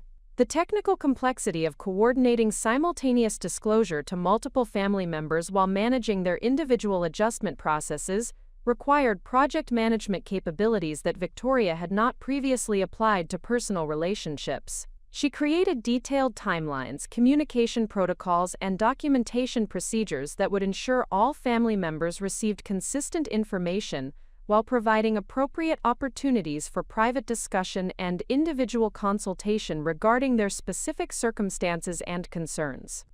Victoria's learning curve extended to developing new forms of empathy and emotional intelligence that would enable her to understand and respond effectively to family members' feelings of betrayal, inadequacy, and confusion upon learning that their assumptions about her capabilities had been fundamentally incorrect for nearly a decade. Her business experience had involved managing professional relationships where performance expectations and accountability structures provided clear frameworks for addressing misunderstandings and conflicts. Yet family relationships operated according to emotional and psychological principles that required entirely different approaches to conflict resolution and relationship repair. The most challenging aspect of Victoria's preparation involved accepting that her revelation would inevitably alter every relationship within the extended family system, regardless of how skillfully she managed the disclosure process, or how beneficial the practical outcomes might be for all parties involved. She learned to view these relationship changes as necessary evolution rather than regrettable damage, understanding that authentic partnership based on honest recognition of capabilities would ultimately prove more satisfying and sustainable than comfortable arrangements based on misconceptions and limited expectations. Victoria's consultation with experts in family wealth transition provided historical perspective on similar situations where family members had discovered hidden capabilities or resources among relatives they had previously underestimated. These case studies demonstrated that successful integration of expanded capabilities typically required several months of adjustment and relationship renegotiation, but could ultimately strengthen family bonds through increased respect, improved communication, and more effective collaboration in addressing shared objectives. The development of Victoria's leadership capabilities during this intensive preparation period represented personal growth that extended far beyond the immediate requirements of family crisis management. She discovered strengths in areas of interpersonal communication, conflict resolution, and stakeholder alignment that complemented her existing expertise in financial analysis and institutional management. These expanded capabilities would serve her well not only during the immediate family transformation process, but also in her future role as recognized leader within their extended social and professional networks. Victoria's recognition that she was developing competencies that had not been required during her years of anonymous business success reinforced her understanding that true leadership often demanded personal vulnerability, and emotional risk-taking that differed significantly from the analytical decision-making and strategic planning that characterized most professional activities. Her willingness to expose herself to potential rejection and relationship damage in service of family welfare demonstrated character development that transcended purely business considerations. The completion of Victoria's preparation phase marked her readiness to proceed with the comprehensive family disclosure that would determine whether the Ashford family could successfully transform their financial difficulties into opportunities for strengthened relationships and improved long-term security. Her intensive learning process had equipped her with the knowledge, skills, and emotional preparation necessary to guide her family through one of the most challenging periods in their collective history, while her systematic approach to planning and preparation reflected the disciplined excellence that had characterized all her professional endeavors. The candlelight flickered across the assembled faces of the Ashford family as they gathered for their monthly investment dinner at the Union Club, unaware that this evening would mark the end of 8 years of carefully maintained illusions about Victoria's role within their financial ecosystem. The familiar ritual of reviewing portfolio performance and discussing market opportunities proceeded according to established patterns, yet Victoria understood that the comfortable dynamics governing these interactions would be permanently altered within the next 2 hours. Victoria had chosen this setting for her comprehensive revelation based on strategic considerations that extended beyond simple convenience or tradition. The formal environment of the club's private dining room would encourage rational discussion and professional behavior, while minimizing the emotional volatility that might accompany such dramatic disclosures in more intimate settings. The presence of all family members simultaneously would ensure consistent information delivery while preventing the distortions and misunderstandings that could result from sequential individual conversations. The evening began with Richard Ashford's customary presentation of market analysis and investment recommendations, delivered with the confident authority that had established his reputation as the family's financial patriarch over the course of 3 decades. Victoria listened attentively while privately evaluating his insights through the comprehensive analytical framework she had developed during her years of institutional management and international investment activities. The gaps and limitations in his analysis were apparent to her trained perspective, yet she maintained the polite interest expected from someone whose understanding of such matters was presumed to be superficial. Marcus Ashford's presentation of his current development project followed the familiar pattern of optimistic projections and enthusiastic marketing rhetoric that had characterized his business communications throughout Victoria's experience with the family. His discussion of construction timelines, market absorption rates, and financing arrangements revealed the same analytical weaknesses that Victoria had identified through her review of his loan documentation at Metropolitan Trust Bank. The disconnect between his public confidence and the reality of his financial vulnerability created tension that Victoria knew she would need to address before his situation deteriorated beyond recovery. Catherine Ashford's quarterly report on her boutique investment fund provided the most dramatic illustration of the family's financial challenges and their inability to recognize the resources available to address these difficulties through Victoria's expertise and institutional capabilities. The fund's continued losses and Catherine's inadequate responses to deteriorating performance demonstrated the urgent need for professional intervention that could only be provided through honest acknowledgement of Victoria's background and current business operations. Victoria's observation of the family's discussions throughout the dinner confirmed her analysis that their financial difficulties had reached critical levels requiring immediate coordinated response rather than continued individual efforts that failed to address underlying strategic and operational problems. The interconnected nature of their obligations and the cascading risks created by their various business activities demanded comprehensive restructuring that could only be achieved through resources and expertise that she uniquely possessed within their extended network. The moment for revelation arrived as the family concluded their formal presentations and transitioned toward the social conversation that typically accompanied dessert and coffee service. Victoria's request to address the group created mild curiosity rather than concern, since her occasional comments during these gatherings had never challenged existing assumptions or introduced complex business concepts that required serious analytical consideration. Victoria began her disclosure with carefully chosen words that acknowledged the unprecedented nature of her presentation, while establishing the urgent practical necessities that had compelled her to abandon the comfortable anonymity she had maintained throughout her marriage to Jonathan. Her explanation of regulatory pressures and institutional requirements provided external validation for her decision, while minimizing the appearance of personal dissatisfaction with existing family dynamics. The initial revelation of Victoria's educational credentials generated expressions of surprise and confusion, rather than the immediate resistance she had anticipated based on her scenario planning. The documentation she presented included official transcripts from Harvard Business School and the London School of Economics, professional certifications from recognized industry organizations, and recommendation letters from former supervisors and colleagues that provided third-party validation of her expertise and accomplishments. Richard Ashford's reaction to learning about Victoria's advanced degrees in economics and quantitative finance reflected the complex mixture of surprise, skepticism, and defensive pride that Victoria had expected from someone whose authority and expertise had been unquestioned within the family structure for many years. His initial questions focused on why she had concealed such impressive credentials, rather than the practical implications of her background for addressing current family challenges. Marcus Ashford's response demonstrated greater curiosity about Victoria's previous career experience and the potential relevance of her expertise to contemporary business challenges facing the family.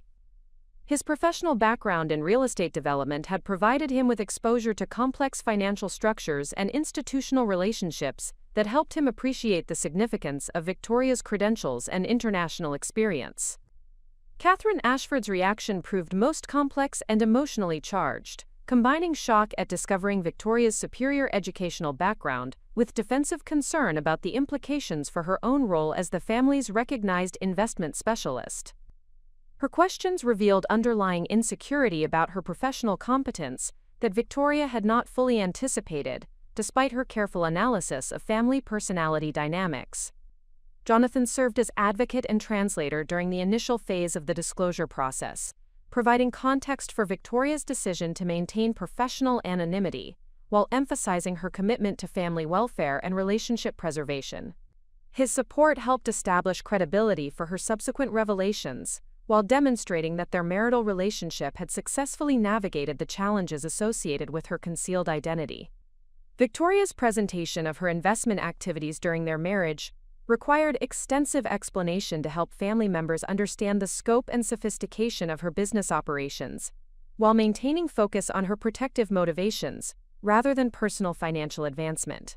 She emphasized that her decision to pursue independent investment activities had been motivated by intellectual stimulation and preparation for potential family financial challenges, rather than dissatisfaction with her domestic role or desire for personal recognition. The revelation of Victoria's international investment portfolio generated questions about the resources and expertise she had access to through her various business relationships.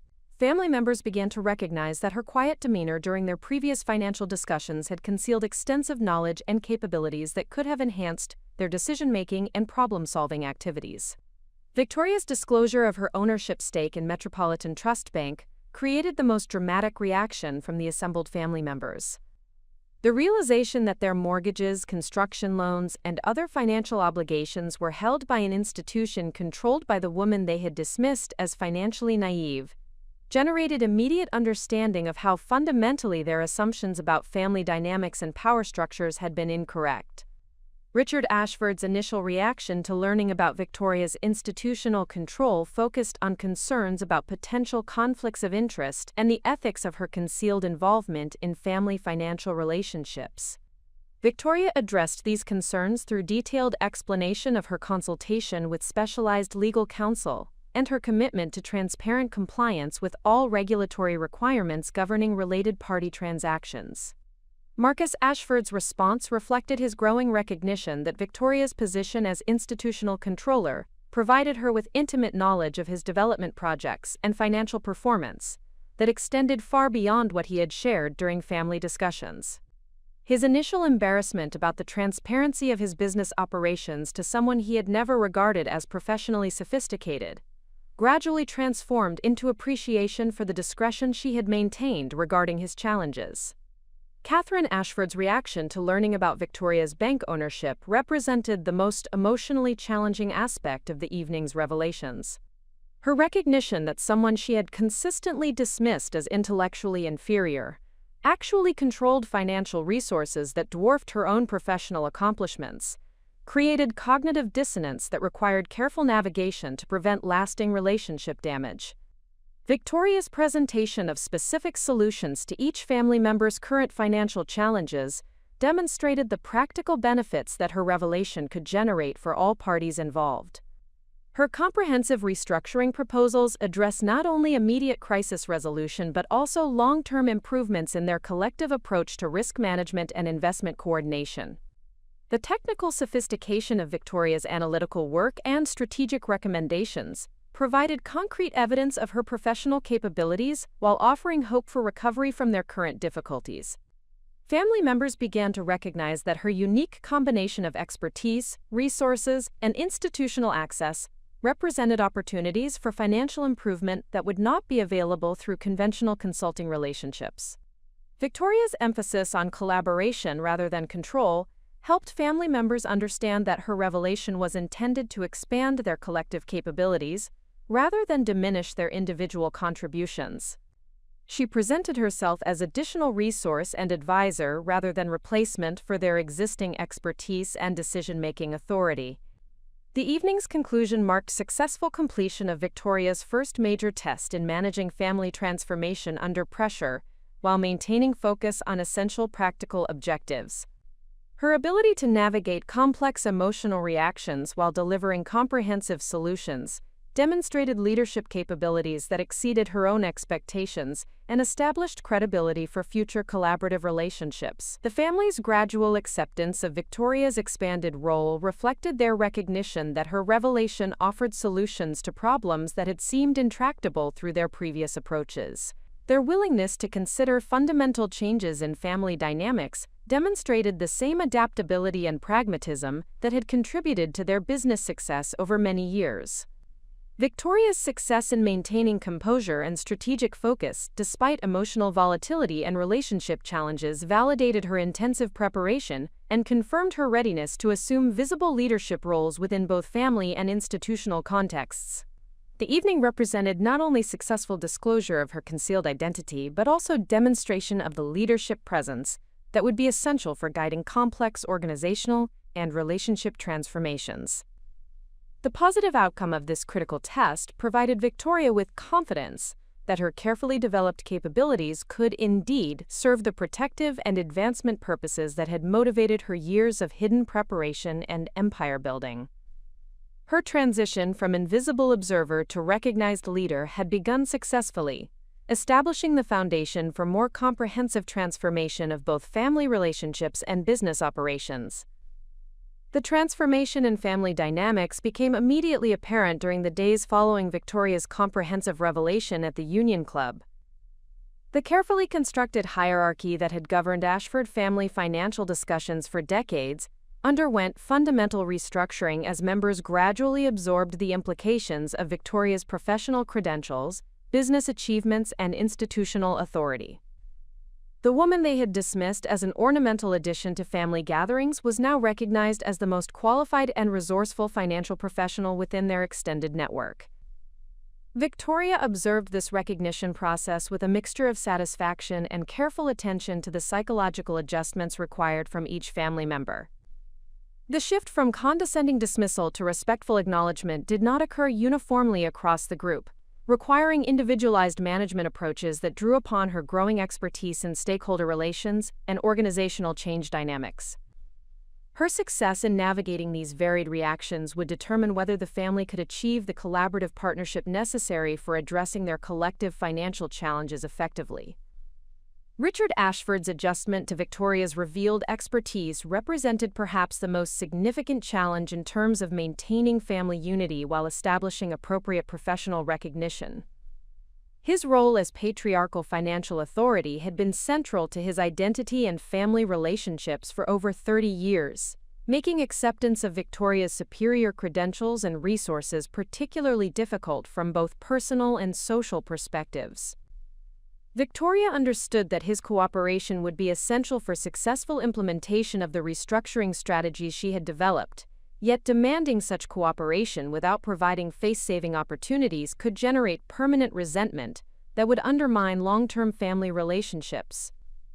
Victoria's approach to managing Richard's transition involved careful emphasis on complementary expertise rather than competitive replacement of his established role within the family structure. She presented her institutional resources and international experience as additional capabilities that could enhance his investment strategies rather than corrections to fundamental flaws in his analytical approach. This collaborative positioning allowed Richard to maintain his sense of professional competence while acknowledging the practical benefits that Victoria's expanded involvement could provide for family financial security. The specific areas where Victoria's expertise most clearly exceeded Richard's capabilities were addressed through private consultation sessions that allowed him to learn from her insights without public admission of knowledge gaps that might diminish his standing within the family hierarchy. Victoria provided detailed analyses of emerging market trends, regulatory developments, and institutional opportunities that were not available through Richard's traditional information sources, presenting this intelligence as supplementary research rather than corrective instruction.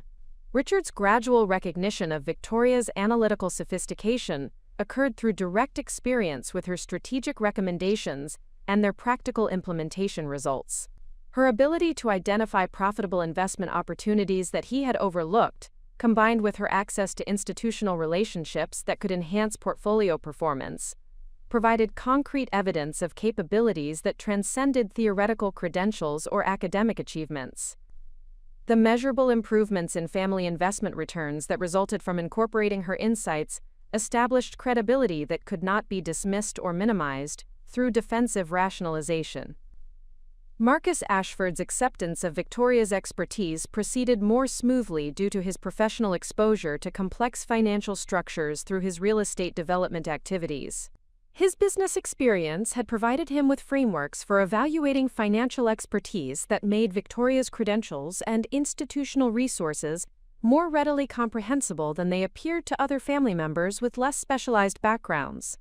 Additionally, his current financial difficulties created immediate incentives for accepting assistance from any qualified source, regardless of previous assumptions about family member capabilities.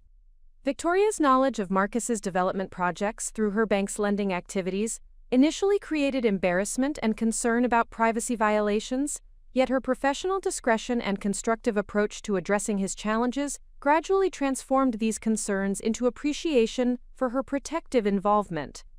Her detailed understanding of construction financing requirements, regulatory compliance issues, and market conditions affecting his projects demonstrated expertise that could significantly enhance his business prospects if properly utilized through collaborative partnership. The restructuring proposals Victoria developed for Marcus's development portfolio addressed both immediate financing needs and long-term strategic improvements in his approach to project selection, risk assessment, and capital structure optimization.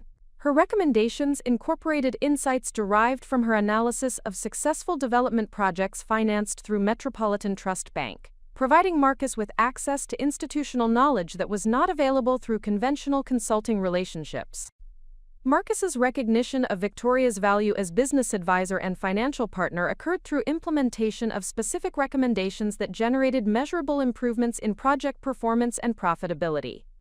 Her ability to facilitate regulatory approvals, optimize financing terms, and provide market intelligence that enhanced marketing strategies demonstrated practical competence that validated her theoretical knowledge and credentials. Catherine Ashford's adjustment to Victoria's revealed expertise proved most psychologically complex due to direct competition in areas where Catherine had established her professional identity and family role. The discovery that Victoria possessed superior credentials in investment management, combined with resources that dwarfed Catherine's boutique fund operations, created cognitive dissonance that required extensive emotional processing before productive collaboration could be achieved. Victoria's approach to managing Catherine's transition emphasized mentorship and knowledge transfer rather than replacement or criticism of existing investment strategies.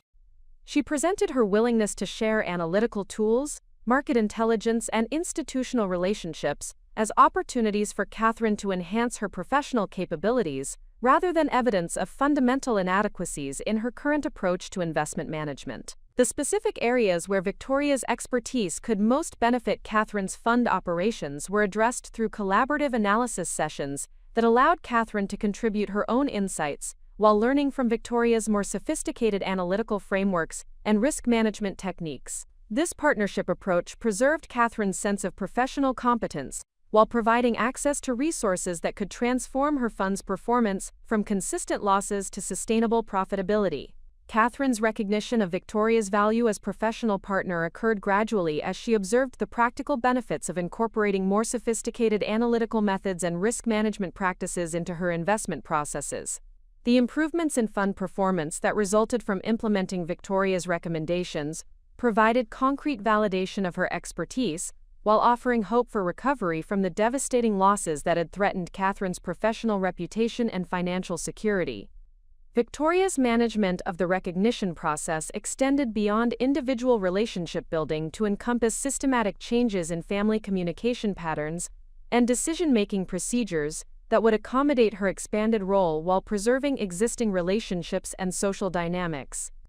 She understood that successful integration of her capabilities required institutional changes that would provide appropriate forums for her input while maintaining respect for family members, established areas of expertise and authority. The development of new family meeting structures that incorporated Victoria's analytical capabilities while preserving existing relationship dynamics required careful attention to psychological and social factors that influenced individual comfort levels with changed circumstances. Victoria designed consultation procedures that allowed family members to access her expertise and resources without public acknowledgement of dependence that might generate embarrassment or resentment.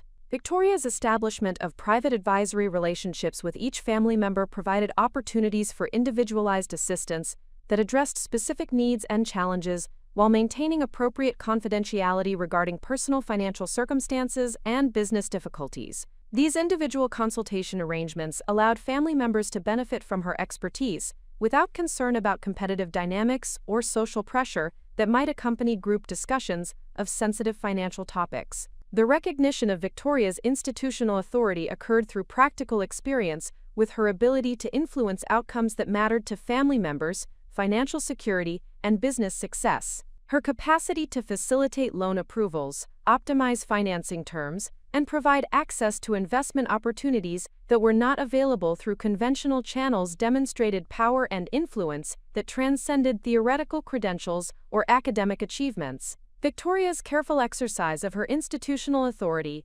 emphasized family benefit rather than personal aggrandizement, ensuring that recognition of her capabilities was accompanied by trust in her motivations and commitment to collective welfare. Her transparent approach to potential conflicts of interest and her consistent prioritization of family needs over institutional profits established credibility that supported long-term collaborative relationships. The broader implications of Victoria's recognition within the family structure extended beyond immediate financial crisis resolution to encompass fundamental changes in social dynamics and relationship patterns that had governed family interactions for decades.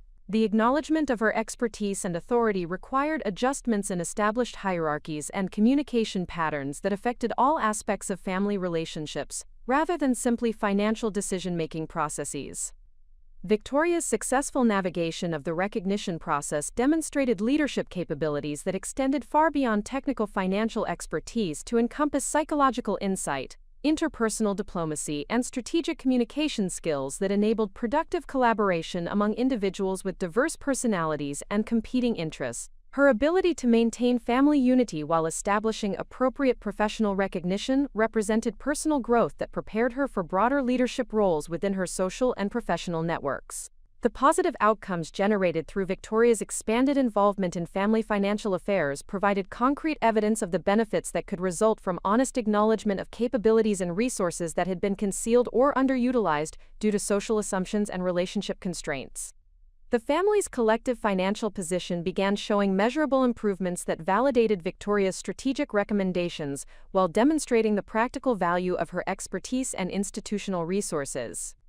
Victoria's recognition as legitimate financial authority within the Ashford family marked completion of her transformation from invisible observer to acknowledged leader, establishing the foundation for more comprehensive changes in both family dynamics and business operations that would define their relationships for decades to come.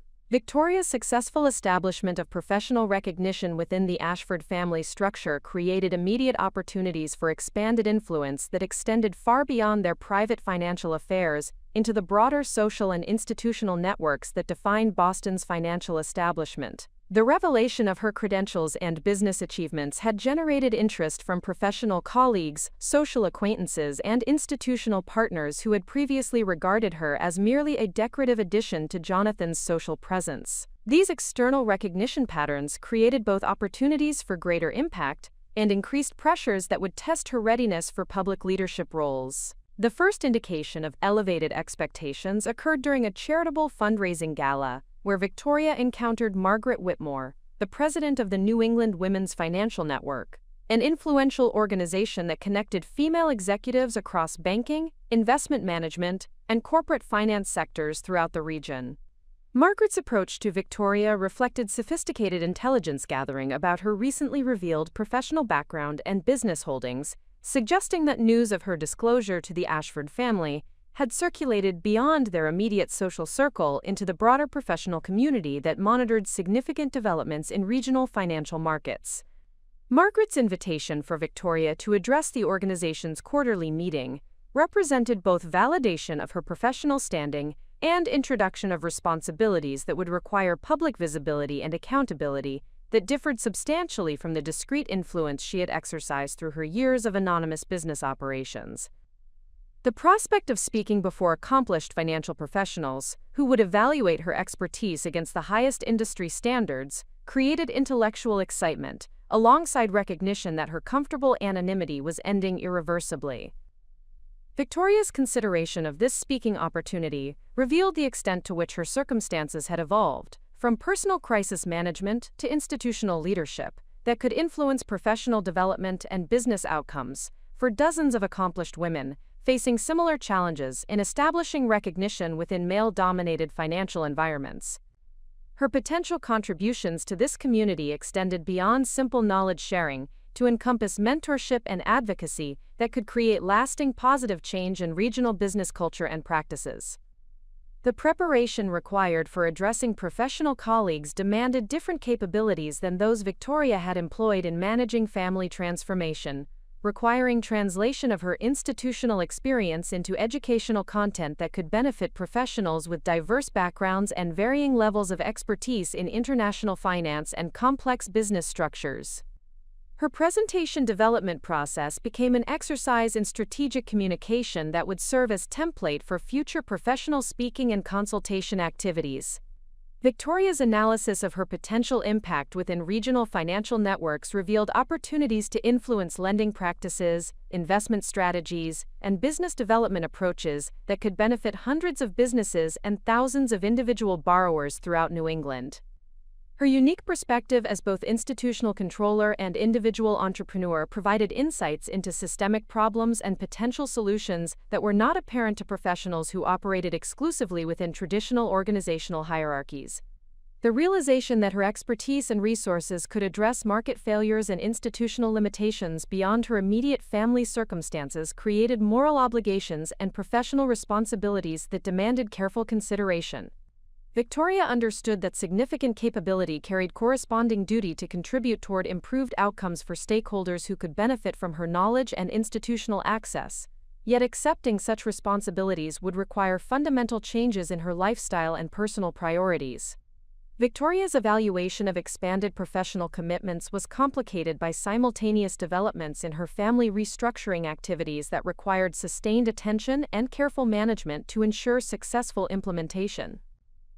The Ashford family's financial recovery remained fragile and dependent upon continued coordination and oversight that could not be delegated to external professionals without compromising the personalized attention that had made their initial progress possible. Marcus Ashford's development projects were showing measurable improvement under Victoria's strategic guidance, yet remained vulnerable to market conditions and regulatory changes that required ongoing monitoring and adjustment to maintain positive trajectory toward profitability and debt reduction. His growing confidence in his business capabilities was encouraging, but needed continued reinforcement through successful project completions and expanded professional relationships that Victoria could facilitate through her institutional network. Catherine Ashford's investment fund had achieved stabilization and modest growth through implementation of Victoria's risk management recommendations and analytical frameworks, yet required additional time and support to establish the consistent performance record necessary for attracting new investors and rebuilding professional reputation within the broader investment community. Victoria's mentorship relationship with Catherine had evolved into productive collaboration but remained essential for continued improvement in fund operations and strategic positioning. Richard Ashford's investment portfolio had benefited significantly from access to Victoria's market intelligence and institutional opportunities, generating returns that exceeded his historical performance while reducing overall risk exposure through improved diversification and strategic asset allocation. His acceptance of Victoria's advisory role had strengthened their family relationship while providing him with resources that enhanced his reputation within his own professional network. The collective success of these family interventions had created expectations for similar assistance from extended family members, close friends, and professional associates who had observed the dramatic improvements in Ashford family financial circumstances and business performance. These informal consultation requests represented both validation of Victoria's expertise and indication that her influence would inevitably expand beyond their immediate family structure into broader social and professional networks. Victoria's consideration of these expanding demands for her attention and expertise required strategic evaluation of her capacity to manage multiple complex relationships while maintaining the quality of service and personal attention that had characterized her family interventions. The scalability of her advisory and institutional resources became a crucial factor in determining appropriate scope for her expanded professional activities. The development of systematic approaches to consultation and advisory services required Victoria to create organizational structures and operational procedures that could accommodate growing demand while preserving the personalized attention and strategic focus that distinguished her assistance from conventional financial advisory services. Her consideration of these operational challenges revealed the need for careful balance between accessibility and exclusivity that would maintain the quality and effectiveness of her interventions. Victoria's analysis of market demand for her unique combination of institutional resources and personalized advisory services revealed significant opportunities for business development that could generate substantial revenue while providing meaningful assistance to underserved market segments.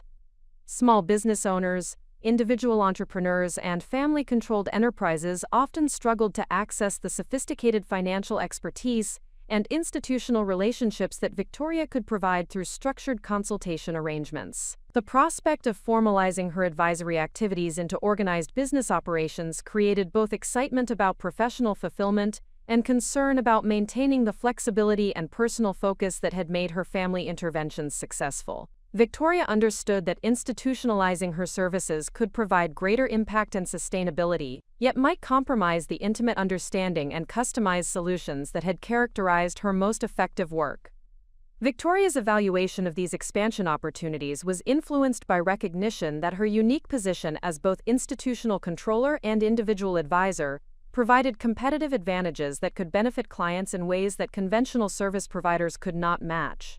Her ability to facilitate financing, provide market intelligence, and coordinate complex transactions through her institutional network represented capabilities that were not available through traditional consulting relationships.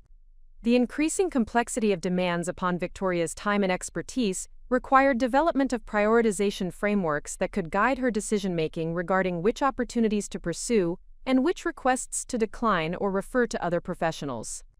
Her commitment to family welfare remained primary consideration, yet growing recognition of her broader potential contributions created obligations that extended beyond personal and familial concerns.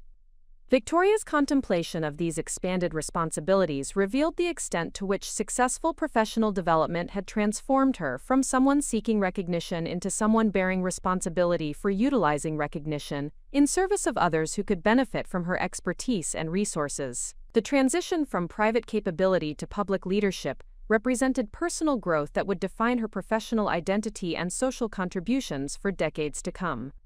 The rising stakes associated with Victoria's expanded visibility and influence demanded corresponding increases in her professional standards, operational sophistication, and strategic planning capabilities that would ensure her continued effectiveness while protecting her reputation and family relationships from potential negative consequences of public prominence. Her success in managing these elevated expectations would determine whether her transformation from anonymous observer to recognized leader could sustain long-term positive impact for all stakeholders involved in her expanding professional network. Up next, you've got two more standout stories right on your screen. If this one hit the mark, you won't want to pass these up. Just click and check them out. And don't forget to subscribe and turn on the notification bell so you don't miss any upload from us.